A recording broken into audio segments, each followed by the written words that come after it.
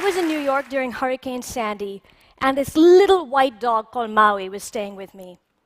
Half the city was dark because of a power cut, and I was living on the dark side. Now, Maui was terrified of the dark, so I had to carry him up the stairs, actually down the stairs first, for his walk, and then bring him back up. I was also hauling gallons of bottles of water up to the 7th floor every day. And through all of this, I had to hold a torch between my teeth. The stores nearby were out of flashlights and batteries and bread. For a shower, I walked 40 blocks to a branch of my gym. But these were not the major preoccupations of my day. It was just as critical for me to be the first person in at a cafe nearby with extension cords and chargers to juice my multiple devices. I started to prospect under the benches of bakeries and the entrances of pastry shops for plug points. I wasn't the only one. Even in the rain, people stood between Madison and Fifth Avenue under their umbrellas, charging their cell phones from outlets on the street. Nature had just reminded us that it was stronger than all our technology, and yet here we were, obsessed about being wired. I think there's nothing like a crisis to tell you what's really important and what's not. And Sandy made me realize that our devices and their connectivity matter to us right up there with food and shelter. The self, as we once knew it, no longer exists. And I think that an abstract digital universe has become a part of our identity. And I want to talk to you about what I think that means. I'm a novelist, and I'm interested in the self because the self and fiction have a lot in common. They're both stories, interpretations. You and I can experience things without a story. We might run up the stairs too quickly, and we might get breathless. But the larger sense that we have of our lives, the slightly more abstract one, is indirect. Our story of our life is based on direct experience, but it's embellished. A novel needs scene after scene to build, and the story of our life needs an arc as well. It needs months and years. Discrete moments from our lives are its chapters. But the story is not about these chapters. It's the whole book. It's not only about the heartbreak and the happiness, the victories and the disappointments, but it's because of these, and sometimes more importantly, in spite of these, we find our place in the world, and we change it, and we change ourselves. Our story, therefore, needs two dimensions of time, a long arc of time that is our lifespan, and the time frame of direct experience, that is the moment. Now, the self that experiences directly can only exist in the moment, but the one that narrates needs several moments, a whole sequence of them. And that's why our full sense of self needs both immersive experience and the flow of time. Now, the flow of time is embedded in everything, in the erosion of a grain of sand, in the budding of a little bud into a rose. Without it, we would have no music. Our own emotions and state of mind often encode time. Regret or nostalgia about the past, hope or dread about the future. I think that technology has altered that flow of time. The overall time that we have for our narrative, our lifespan, has been increasing, but the smallest measure, the moment, has shrunk. It has shrunk because our instruments enable us, in part, to measure smaller and smaller units of time. And this, in turn, has given us a more granular understanding of the material world. And this granular understanding has generated reams of data that our brains can no longer comprehend, and for which we need more and more complicated computers. All of this to say that the gap between what we can perceive and what we can measure is only going to widen. Science can do things with and in a picosecond, but you and I are never going to have the inner experience of a millionth of a second. You and I answer only to nature's rhythm and flow, to the sun, the moon, and the seasons. And this is why we need that long arc of time with the past, the present, and the future to see things for what they are, to separate signal from noise and the self from sensations. We need time's arrow to understand cause and effect, not just in the material world, but in our own intentions and our motivations. What happens when that arrow goes awry? What happens when time warps? So many of us today have the sensation that time's arrow is pointing everywhere and nowhere at once. This is because time doesn't flow in the digital world in the same way that it does in the natural one. We all know that the internet has shrunk space as well as time. Far away over there is now here. News from India is a stream on my smartphone app, whether I'm in New York or New Delhi. And that's not all.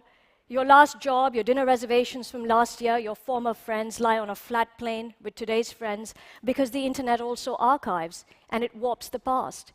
With no distinction left between the past, the present, and the future, and the here or there, we are left with this moment everywhere. This moment that I'll call the digital now.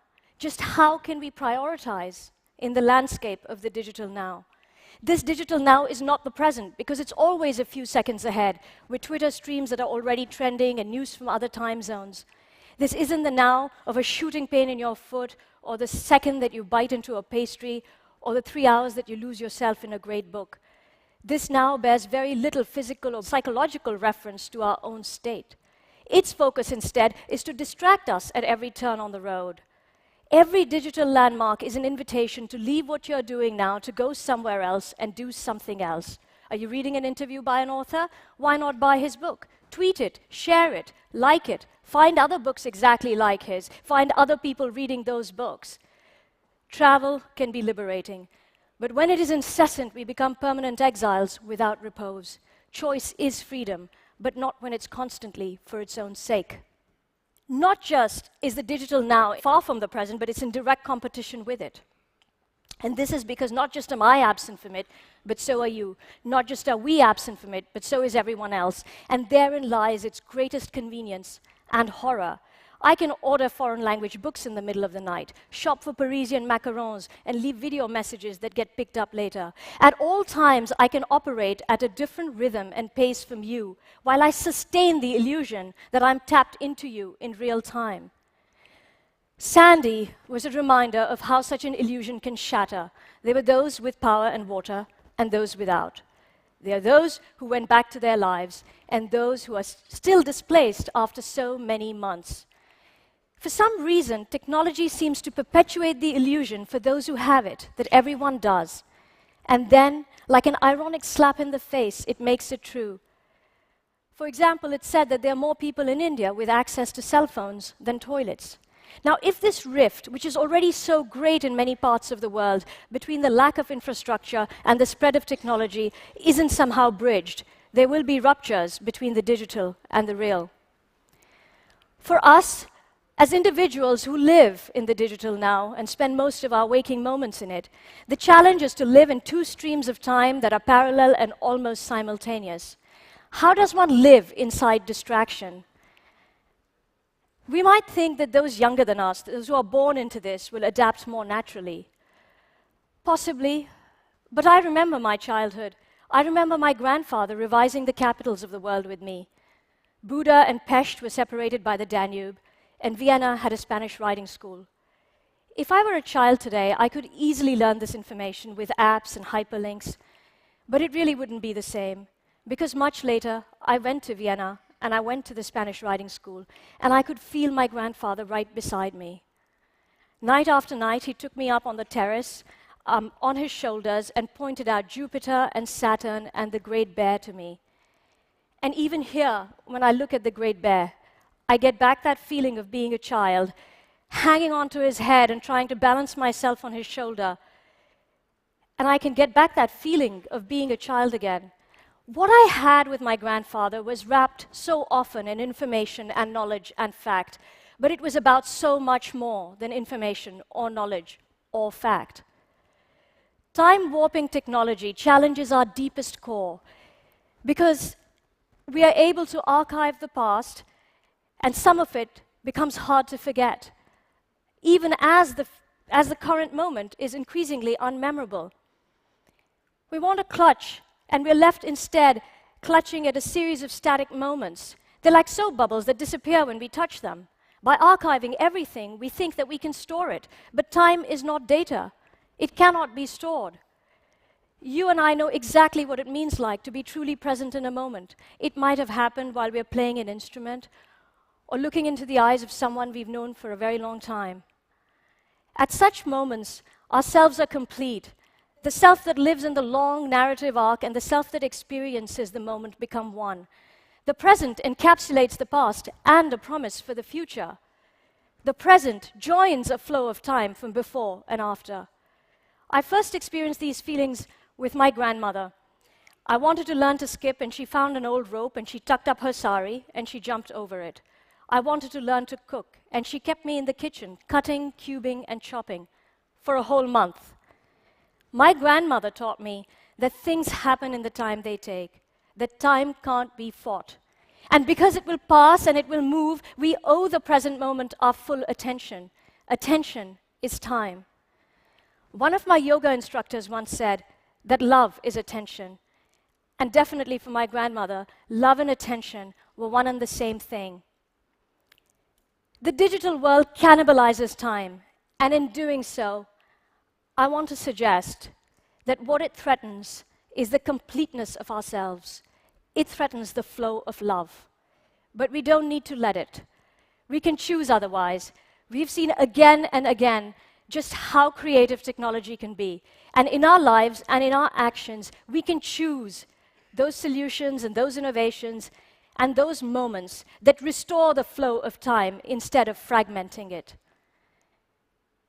We can slow down and we can tune into the ebb and flow of time.